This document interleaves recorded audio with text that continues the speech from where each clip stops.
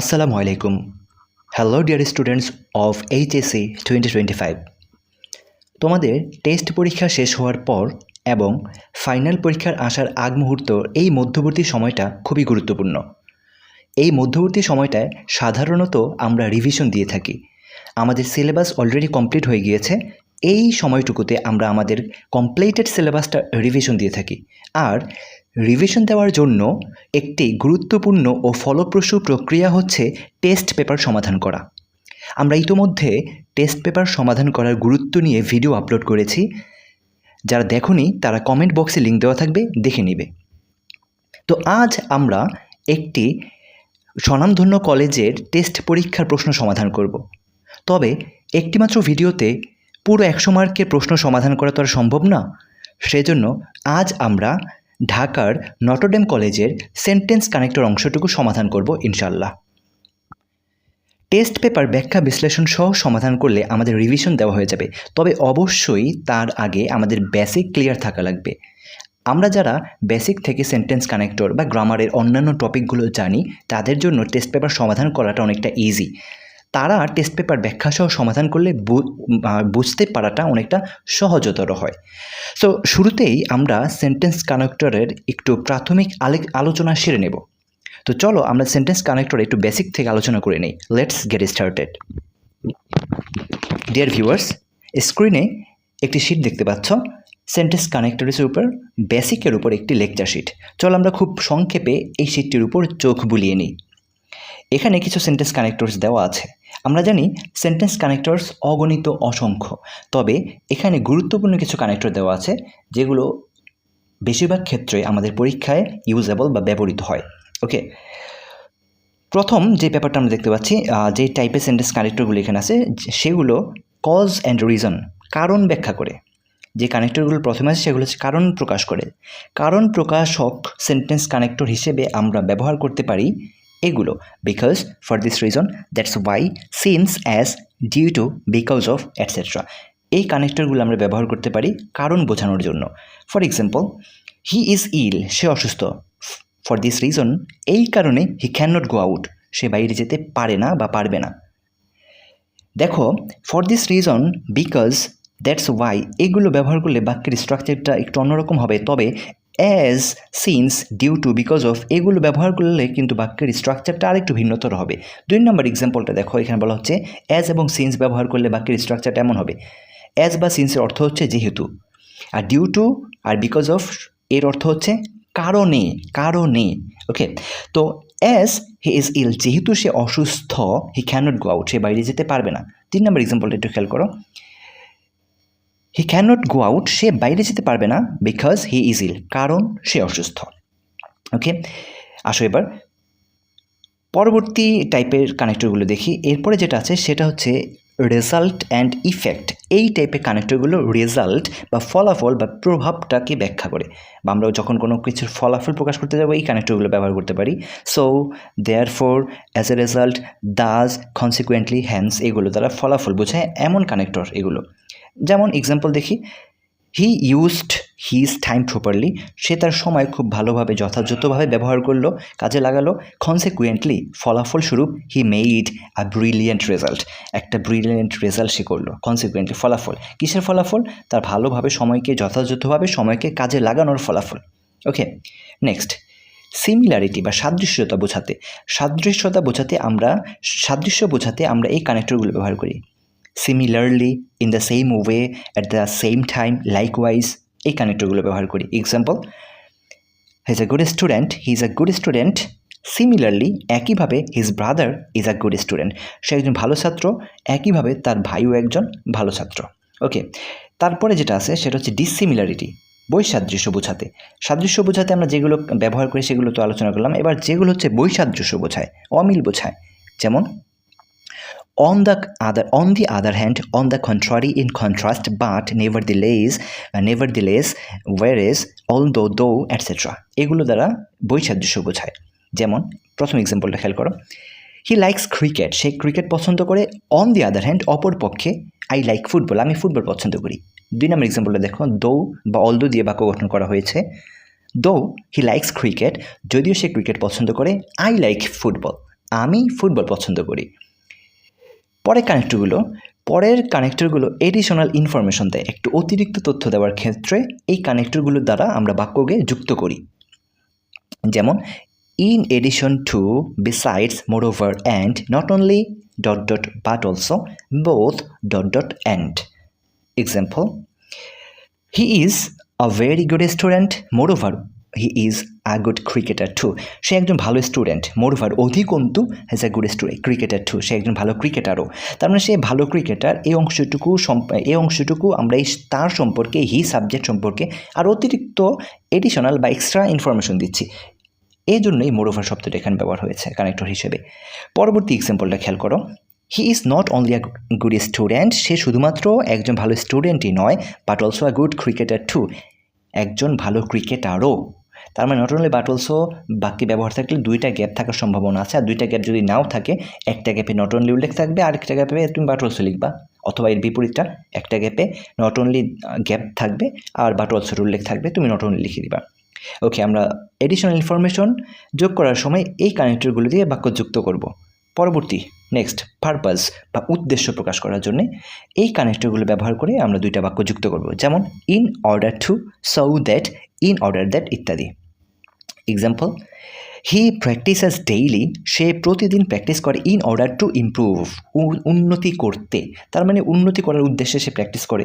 2 নম্বর example, he practises daily so that he can improve, সে নিয়মিত প্রতিদিন প্র্যাকটিস করে যাতে সে উন্নতি করতে পারে।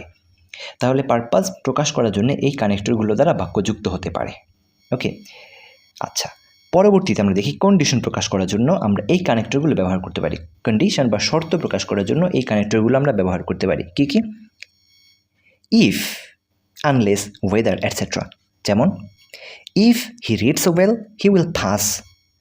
2 number, I don't know whether he reads well, আমি জানি না সে ভালো করে পড়ে কি না।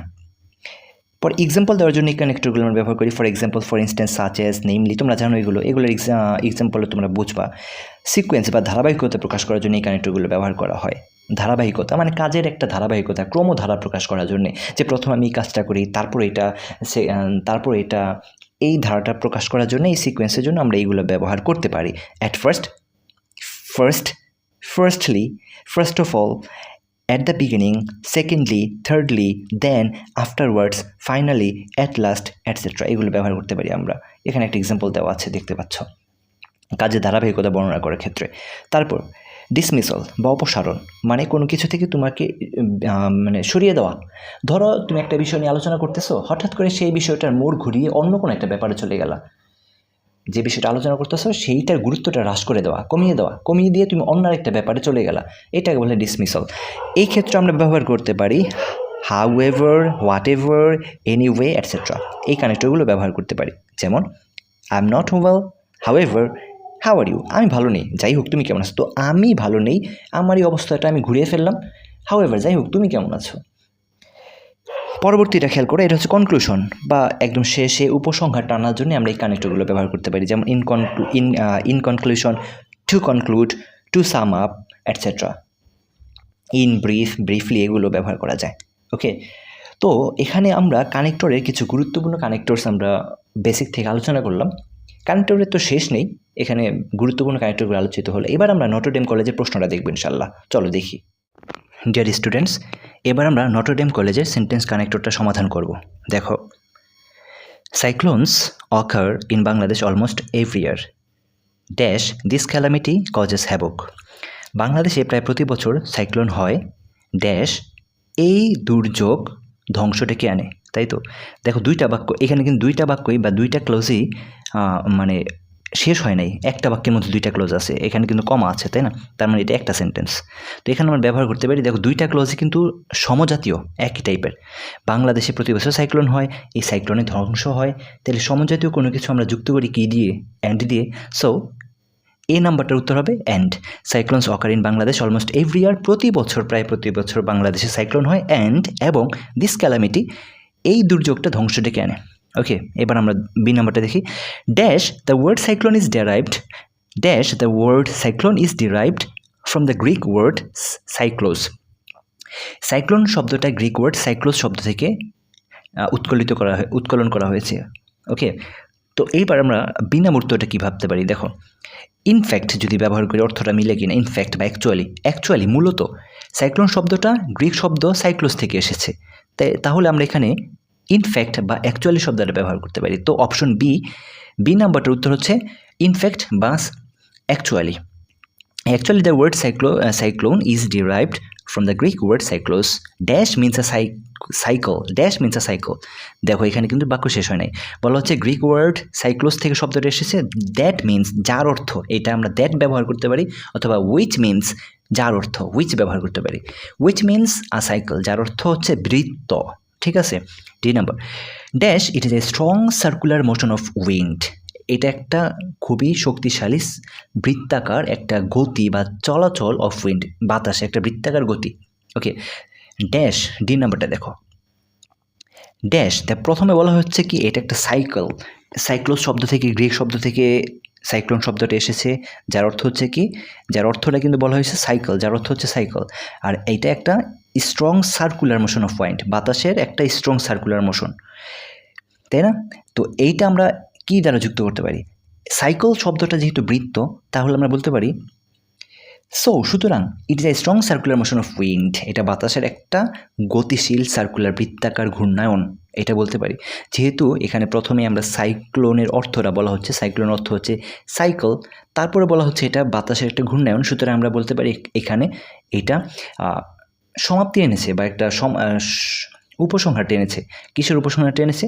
ফলাফল বুঝাইছে। মানে সাইকেল শব্দটার অর্থ হচ্ছে বৃত্ত, সুতরাং it is a strong circular motion of wind, এটা বাতাসের একটা শক্তিশালী ঘূর্ণায়মান চলন বা ঘূর্ণায়মান গতি। ওকে, তারপর দেখো E number. E dash the motion changes it's course over time. সময়ের আবর্তে এটা আবার তার গতিপথ পরিবর্তন করে। তো এটা কিন্তু একটা মানে যে আলোচনাটা হচ্ছে সাইক্লোনের অর্থ কী আলোচনা হচ্ছে, আলোচনাটার পথটা পরিবর্তন করে ফেলতেছে। পথ পরিবর্তন করে বলা হচ্ছে যে সময়ের আবর্তনে এটা গতি বা পথ চেঞ্জ করে। তো আমরা এখানে বলতে পারি হাউএভার, যাই হোক। উপরের বাক্যটা বলা হচ্ছে it is a strong circular motion of wind, এটা বাতাসে একটা শক্তিশালী ঘূর্ণায়ন। হাউএভার, যাই হোক, দ্য মোশন চেঞ্জেস, কিন্তু এটার গতি, যাই হোক এটার গতিপথ প্রায় চেঞ্জ হয় সময়ের আবর্তে। Dash F number. Dash depression in the sea causes the water to heat up. Depression মানে হচ্ছে বিষণ্ণতা। ডিপ্রেশন ইন দ্য সি বলতে বোঝানো হচ্ছে সাগরের বা সমুদ্রের বিষণ্ণতা, মানে হচ্ছে সমুদ্রের একটা লঘুচাপ, যেটা কি করে in the wind in the sea, সমুদ্রের লঘুচাপ causes the water to heat up, সমুদ্রের এই লঘুচাপের কারণে ওয়াটার বা পানি গরম হয়ে যায়। তো এফ নাম্বারটা কী হইতে পারে? এফ নাম্বার দেখো, ফার্স্টলি প্রথমত ডিপ্রেশন ইন দ্য সি, মানে এখানে কিন্তু সাইক্লোন কীভাবে তৈরি হয় তার একটা ধারাবাহিকতা বা সিকোয়েন্স বর্ণনা করা হচ্ছে, সেই জন্য আমরা এফে উত্তরটা দিতে পারি firstly depression in the sea causes the water to heat up. প্রথমত এই যে সাগরের মধ্যে যে একটা লঘুচাপ সৃষ্টি হয়, এটা হচ্ছে বাতাসটাকে গরম করে তোলে, এই পানিটাকে গরম করে তোলে। Dash then the sea water, তারপরে সাগরের পানি, দেন দ্য সি ওয়াটার, তারপর সাগরের পানি টার্নস ইন্টু আ সাইক্লোন, একটা সাইক্লোনের রূপ নেয়। Then the sea water turns into a cyclone, একটা সাইক্লোনের রূপ নেয় সাগরের পানি। তো জি নাম্বার উত্তর আমরা দিতে পারি দেন। ওকে, তারপর H dash the wind velocity get stronger. The wind velocity মানে হচ্ছে বেগ, ঠিক আছে? তো দ্য উইন্ড ভেলোসিটি, বাতাসের বেগ গেট স্ট্রঙ্গার, আরও স্ট্রঙ্গার হয়, আরও শক্তিশালী হয়। এবার যে নাম্বার কী হতে পারে দেখো, অ্যাজ এ রেজাল্ট, যার ফলে, আমরা যদি অ্যাজ এ রেজাল্ট ব্যবহার করি, এখানে ফলাফল হিসেবে ব্যবহার করা হচ্ছে, যে নাম্বারটা না, আমরা এইচ নাম্বারটা সমাধান করতেছিলাম। এইচ অ্যাজ এ রেজাল্ট যারা ফলাফল ব্যবহার করা হচ্ছে, যে কি সাগরের পানি গরম হয়, তারপর সাগরের পানি সাইক্লোনের রূপ নেয়, তারপর অ্যাজ এ রেজাল্ট যার ফলে দ্য উইন্ড ভেলোসিটি, এই বাতাসের বেগ গেট স্ট্রঙ্গার, আরও শক্তিশালী হয়। এবার ই নাম্বার, ইট মুভস টুয়ার্ডস, এটা মুভ করে টুয়ার্ডস দিকে দ্য ল্যান্ড। তারপরে তারপর আমরা দেন ব্যবহার করতে পারি, দেন ইট মুভস টুয়ার্ডস দ্য ল্যান্ড, ভূমির দিকে তারপর এটা মুভ করে, ঠিক আছে? আমাদের স্থলভাগের দিকে এটা মুভ করে। যে number, dash not all cyclones harm people, but, কিন্তু আমরা কিন্তু লাগাইতে পারি এখানে, but not all cyclones harm people, কিন্তু সব সাইক্লোন আবার জনগণের ক্ষতি করে না, ক্ষতি করতে পারে না। কেন পারে না ক্ষতি করতে? Dash people become alert at the first signal of cyclone. সাইক্লোনের প্রথম সিগন্যালে জনগণ অ্যালার্ট হয়ে যায়। সুতরাং এখানে আমরা ব্যবহার করতে পারি বিকজ। সব সাইক্লোন বলা হচ্ছে আগের বাক্যটা, সব সাইক্লোনই আবার জনগণের ক্ষতি করতে পারে না, কারণ পিপল আগে থেকে অ্যালার্ট হয়ে যায়। সো এখানে আমরা বিকজ ব্যবহার করতে পারি। L number, dash technology has been developed to monitor the root of this phenomenon. Dash technology আমরা এখানে ব্যবহার করতে পারি অ্যাট প্রেজেন্ট, বর্তমানে টেকনোলজি হ্যাজ বিন ডেভেলপড, টেকনোলজির উন্নতি হয়েছে, to monitor the root of this phenomenon, এই অবস্থার এই ঘটনার রুটটা গতিপথটা মনিটর করার জন্য টেকনোলজির অনেক উন্নতি হয়েছে। সো এখানে আমরা লিখতে পারি অ্যাট প্রেজেন্ট, বর্তমানে, বা নাও ব্যবহার করতে পারি, নাও, এখন। Okay, M number, dash people get time to evacuate in the face of a disaster. Evacuate শব্দের অর্থ হচ্ছে উদ্ধার করা। তো সুতরাং জনগণ সময় পায় এই ডিজাস্টার থেকে উদ্ধার করতে, নিজেদেরকে বাঁচাতে, কেমন? তো এই সুতরাং আমরা ব্যবহার করতে পারি সো পিপল গেট টাইম, অথবা অ্যাজ এ রেজাল্ট, যার ফলে, বা that's why people get time, ফলাফলের জন্য আমরা যেগুলো ব্যবহার করি। পরেরটা, dash every time a land is visited by a cyclonic storm poor people get poorer. প্রত্যেকবার যখন সাইক্লোনিক স্টর্ম হয়, ঘূর্ণিঝড় হয়, গরিব মানুষ আরও গরিব হয়ে যায়। ঠিক আছে, সর্বশেষ আমরা ব্যবহার করতে পারি ইন কনক্লুশন, পরিশেষে। ঠিক আছে, কনক্লুশন ইউজ করার জন্য আমরা উপসময়ের ক্ষেত্রে আমরা in conclusion, to conclude, to sum up ব্যবহার করতে পারি। এটা আমরা ব্যবহার করা যায়, অথবা ব্যবহার করতে হাউএভার, যাই হোক, এই শব্দটা দিয়েও আমরা আলোচনার পুরো প্রেক্ষাপটটা পরিবর্তন করার জন্য যে এনিওয়ে, হাউএভার ব্যবহার করি, ওইটা ব্যবহার করা যায় এখানে। যাই হোক, আমরা একটা নটরডেম কলেজের কোয়েশ্চেনের সমাধান করলাম। এইভাবে যদি তোমার টেস্ট পেপারের কোয়েশ্চেনগুলো ব্যাখ্যা সহকারে সমাধান করতে থাকো, তাহলে তোমাদের রিভিশন অনেক দুর্দান্ত রকমভাবে হবে। বড় জোর যদি তুমি 20-30টা কোয়েশ্চেন সমাধান করো, তাহলে তোমার একদম টোটাল সিলেবাসটা মাথায় গেঁথে যাবে। ইনশাআল্লাহ পরীক্ষায় আর ভুল হবে না। তো আমরা এইভাবে সমাধান করার চেষ্টা করবো ইনশাআল্লাহ। আমরা পরপর আরও কিছু ভিডিও দেবো। আমরা আমাদের অনলাইন ক্লাস, অফলাইন ক্লাস, এছাড়াও যারা আমাদের স্টুডেন্ট আছো তাদের জন্য আমরা ঠিক এইভাবে প্র্যাকটিস চালিয়ে যাব ইনশাআল্লাহ। তাহলে আমাদের প্রস্তুতিটা কমপ্লিট হবে, আরও দুর্দান্ত রকম রিভিশন দেওয়া হবে। তো আজ এই পর্যন্তই, ইনশাআল্লাহ পরবর্তীতে অন্য কোনো ভিডিও নিয়ে আবার হাজির হব। সেই পর্যন্ত সবাই ভালো থাকো, আল্লাহ হাফেজ।